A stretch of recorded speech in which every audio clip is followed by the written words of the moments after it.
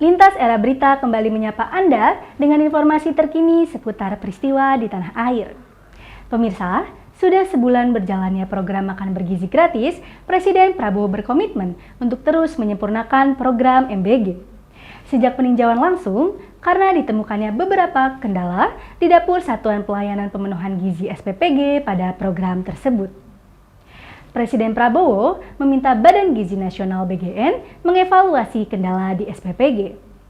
Menurut BGN, program ini menargetkan 1,5 juta penerima dan sejak 3 Februari 2025, SPPG telah mencakup 750.000 penerima. Jumlah penerima akan bertambah seiring meningkatnya dapur SPPG. Program makan bergizi gratis yang juga dikenal sebagai MBG masih menjadi perhatian utama masyarakat Indonesia. Sudah sekitar 1 bulan penerapan makan bergizi gratis berjalan di berbagai sekolah di Indonesia. Program ini merupakan upaya pemerintah untuk meningkatkan kesejahteraan masyarakat, namun masih banyak masalah teknis yang menjadi perhatian selama pelaksanaannya. Dia menekankan bahwa program ini baru berusia 1 bulan dan merupakan proyek berskala besar yang membutuhkan kolaborasi yang kuat dari semua pihak secara bertahap.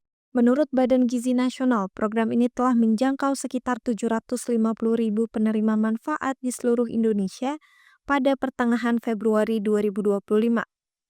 Pemerintah menargetkan adanya peningkatan jumlah penerima sehingga mencapai 1,5 juta penerima pada tahun 2025 secara bertahap. Seperti yang dikatakan oleh Bapak Profesor Dr. Andes Firdausyam MA PhD selaku dosen ilmu politik Universitas Nasional, terdapat dampak dari program makan bergizi gratis ini yang dapat dilihat pada bidang politik, ekonomi, dan sosial. Kita tahu bahwa makanan bergizi gratis ini merupakan satu program yang memang demikian populis dari pemerintahan Presiden Prabowo, ya, Presiden terpilih untuk periode 2024-2029.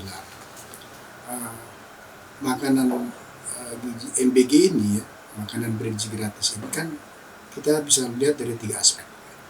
Dari aspek politik, ya, saya kira ini bagian dari satu kebijakan politik yang populis, ya. Tentu ini akan disambut gembira oleh publik, ya. Ini salah satu bentuk perhatian pemerintah bagi peningkatan kualitas anak didik generasi kita ke depan, ya. Jadi ini sangat positif. Akan tetapi Indonesia ini kan negara yang luas, ya.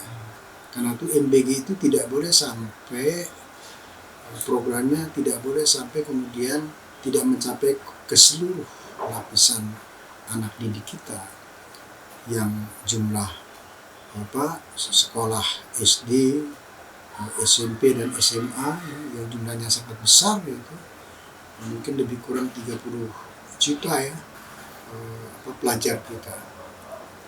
Walaupun dalam program ini kan ada tahapan target-targetnya.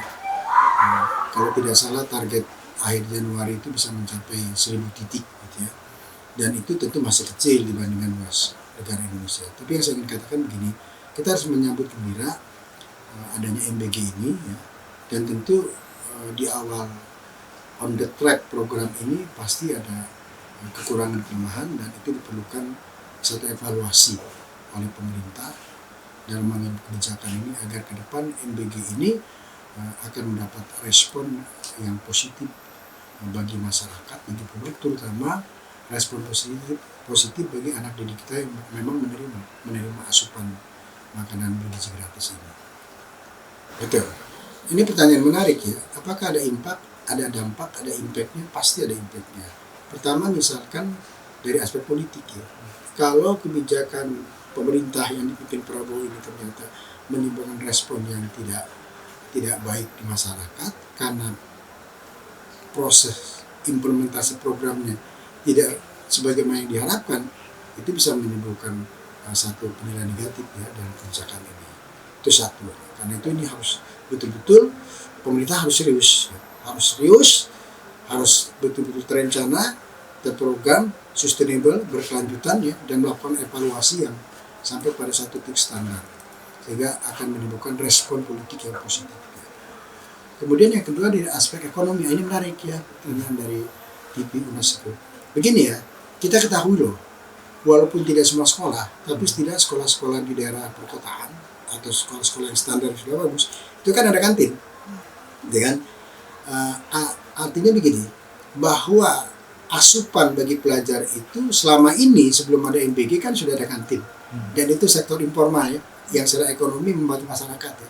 Nah dengan masuknya makanan bergizi gratis yang itu di program pemerintah harus kemudian membuat kolaborasi dengan kantin-kantin yang sudah ada.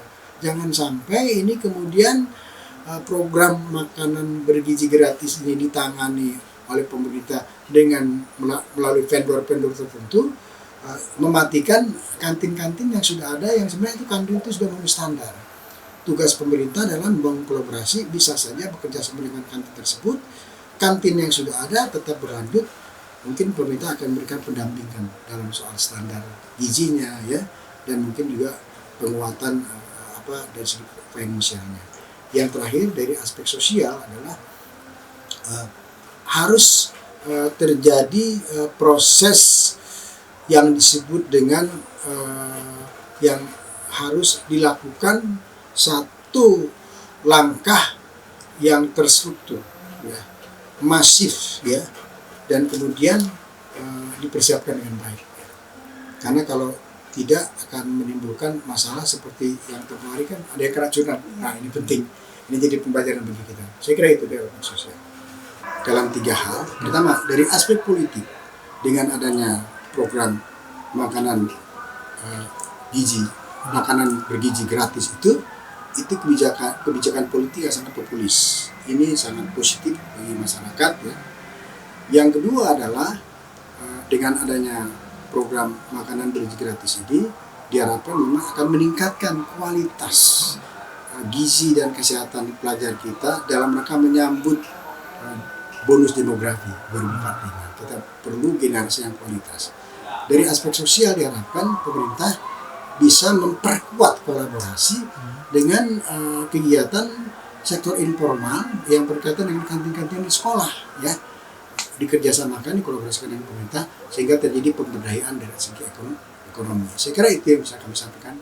Tetap ikuti Lintas Era Berita untuk mendapatkan informasi terkini seputar peristiwa di tanah air. Saya Devona Rahmadanti, sampai jumpa di Lintas Era Berita berikutnya.